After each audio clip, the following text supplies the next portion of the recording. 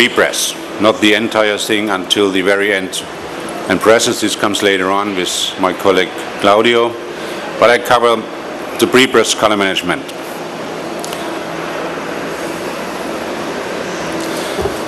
Let me introduce the ideal color management workflow in a pre-press department. Regardless where the input comes from, as camera shot, an RGB scanner, flatbed or drum scanner from earlier times, most of the images today, they are in a color space called RGB, red, green, blue.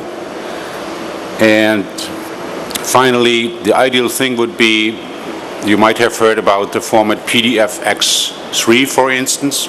My colleague Claudio will explain that later on more in depth. In this format, when you deliver PDF-X3, you are forced to have input profiles attached to all images, and also you have to determine an output intent to this file. That means it is determined where you want to output this file, on which press conditions, like offset printing, like digital presses, like gravure printing. That makes all the difference. The point is, RGB is much bigger in terms of colors and color space as a final print would be, regardless what kind of glossy paper you have. We will see that.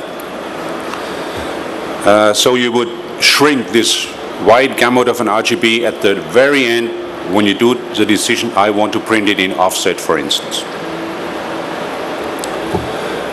We can see the typical color spaces of an RGB profile, for instance.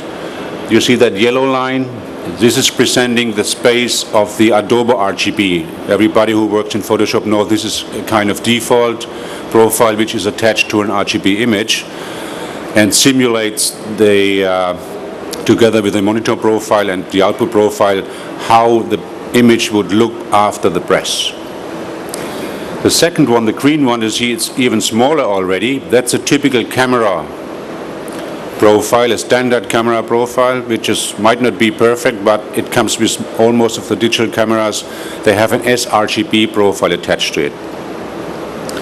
And as you see, the white one, this is one of the biggest offset color spaces. It's called ISO-coded version 2, which is a European standard describe an offset profile. So as you see, if I would print in offset, a lot of colors going to be lost, of course. The whole gamut is shrinked into a very small space in comparison. Now a big problem is this ideal workflow, having RGB until the very end, and then you apply an output profile. This is discussed since, I don't know, 10, 15 years.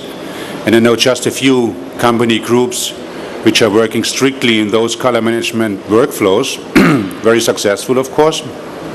But most of the companies I know they don't work strictly in this thing, and it has one very simple reason.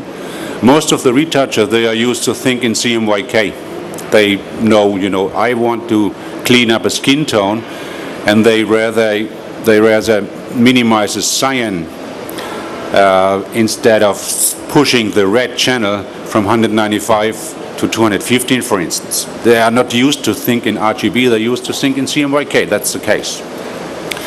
So the bad thing happens at the very beginning. Before they start retouching and color correction, they turn RGBs into CMYK.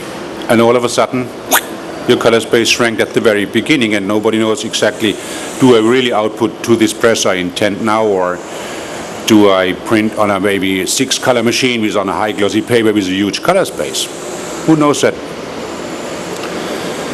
So as we see, colors get lost, of course, when you do this compression, kind of color compression. The technique behind that is what we call gamut mapping. We have software modules which are calculating pressing a bigger color space into a smaller one. And the algorithm and the mathematic formula behind that is what the people call rendering intent.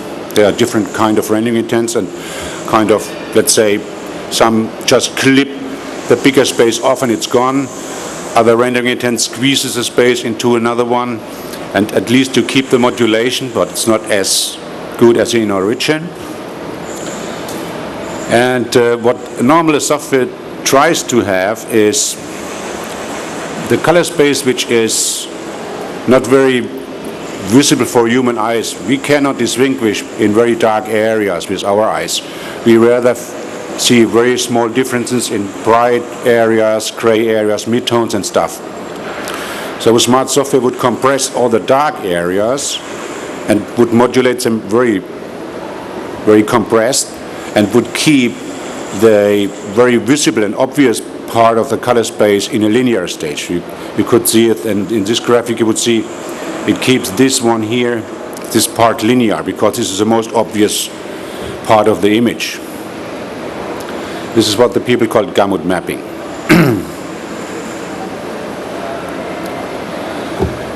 I want to introduce you to two different kinds of color management modules. One is what we just talked about, is the ICC-based color management. You have input profiles, you have of